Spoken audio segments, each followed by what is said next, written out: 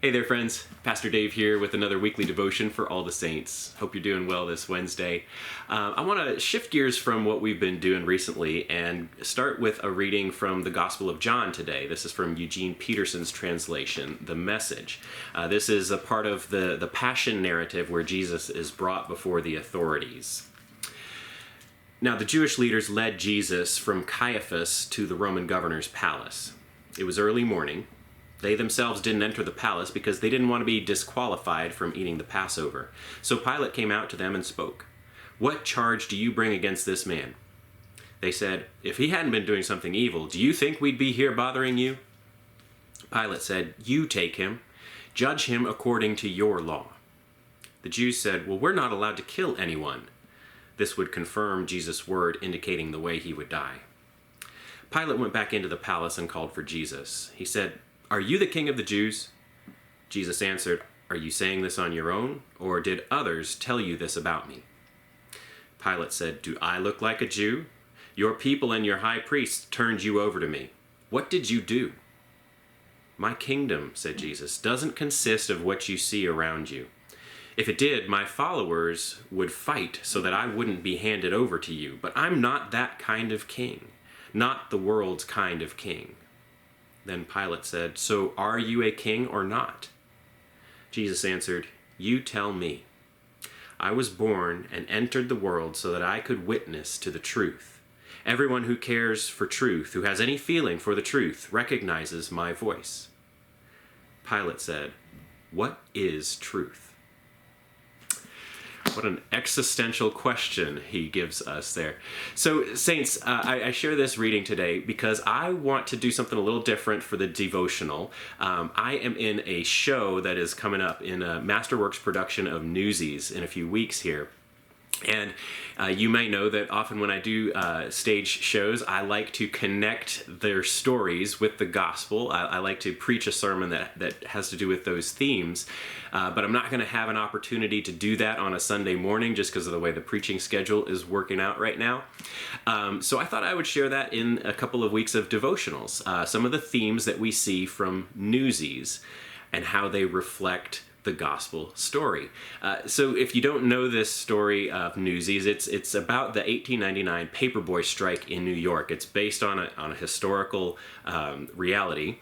It's about the main conflict is between the two characters of Joseph Pulitzer, who represents the world of the newspaper publishers and authorities, and Jack Kelly, who is a paperboy who represents his compatriots, his peers, as they are fighting against what they feel are unfair business practices that are taking advantage of them.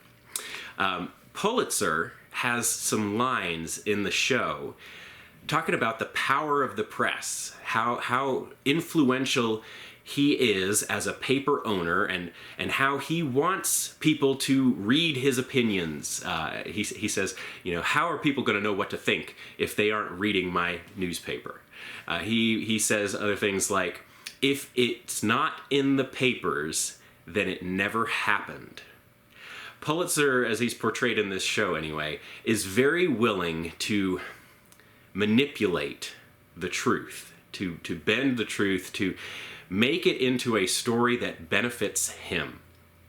Whereas the paperboys are experiencing the actual effects of the truth, which is that he's trying to raise prices on them. He's trying to do something that is taking advantage of them financially, making their lives very difficult. And they want to get that real truth out so that people will know, so that there will be some kind of fairness, some kind of justice as a response to that.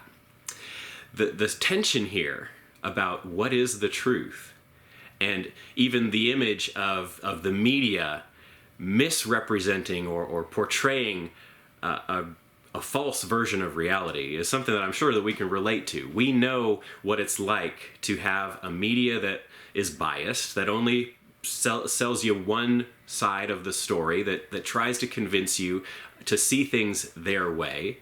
We know what it's like to have a political sphere that works in the same way. We see lots of people who have power trying to dictate or determine what the truth will be.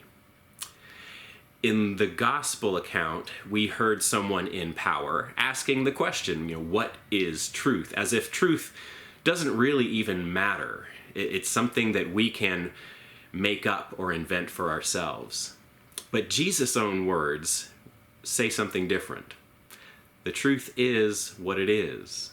I am the truth. We see in Jesus the truth of God's nature. We see the truth that stands for and stands with the oppressed, the beaten, the broken down, the sick, the hungry, the needy. We see in Jesus that truth is not malleable. It is what it is. And in him, even the example of being unwilling to divert from the truth at personal cost. That Jesus has the opportunity in this scene with Pilate. There's a lot of confusion over what exactly he's being accused of, whether he really did anything that deserves to be put to death. And Pilate may even be willing to let him off, but Jesus does not back down. He does not try to soft sell the truth in a way that would benefit him.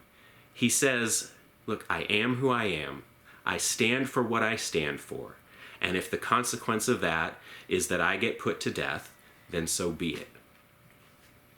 He says at another point in John's gospel, you shall know the truth, and the truth shall set you free.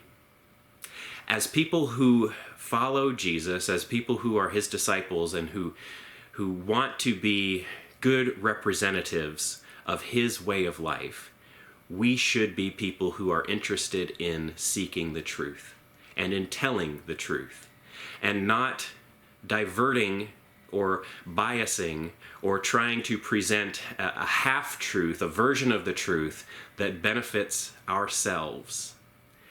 We should be consistent in speaking and defending the truth. Saints, that is your devotion for this week. It's something I hope is worth thinking about. Hope it's helpful. I hope you're doing well, and I will be praying for you. Please keep praying for me, and I'll see y'all again soon. Take care, Saints.